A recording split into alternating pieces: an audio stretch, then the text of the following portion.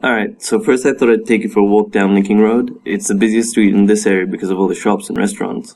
It's only about 3 kilometers long, but it'll take you over an hour to drive from one end to the other with low traffic. First thing you need to get used to in India is the bloody honking.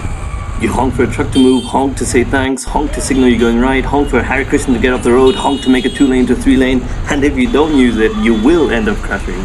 The most popular form of transport here is this thing called a rickshaw. It's a 3-wheel motorcycle with a hood. Up to 4 people can cram into the back.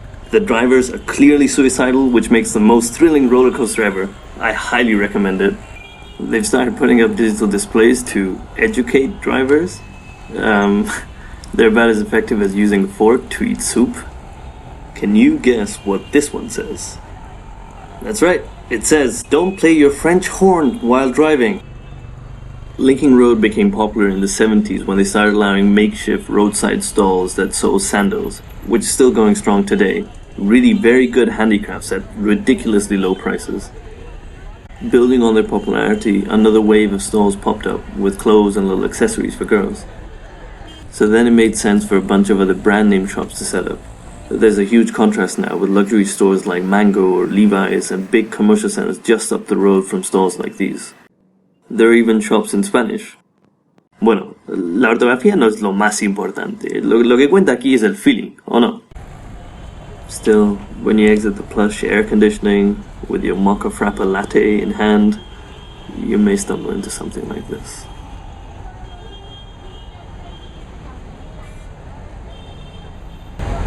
Okay, let's rewind that for effect.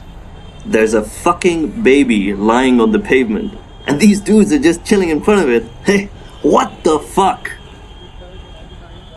Anyways, moving on.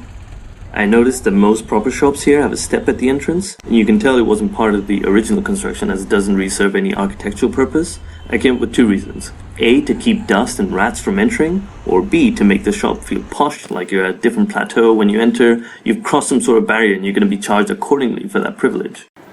Dogs are a neglected part of life here, but it is surprising how they manage to survive. When I crossed the road, I almost stepped on this one. You'll soon find that India is full of living, breathing stereotypes, like this guy, right out of a Looney Tunes cartoon. Oh, Susanna, don't you grab me. Like most of the world, a lot of construction has grinded to a halt. This one looked like it was gonna fall onto the road. One thing that's great about Bombay is that you can never go hungry. There's something for every pocket, at any given time of day or night. You literally just have to think of food and a guy will pop by next to you with savories. Although you and I would probably die from it, or at least get a serious case of Delhi belly, where you feel like you're literally shitting your guts out. The advertising here is incredible. A guy with a bleeding finger telling you to switch phone network, ambiguous drink driving campaigns, placed right next to outright lies, just begging for trouble. On the way back, I decided to walk on the actual road like most people were doing. I hope you can tell how scary the oncoming traffic actually is, and just how unconcerned the pedestrians are. Rickshaws don't seem like so much fun when they cut through a crossing and screech by an inch away from you.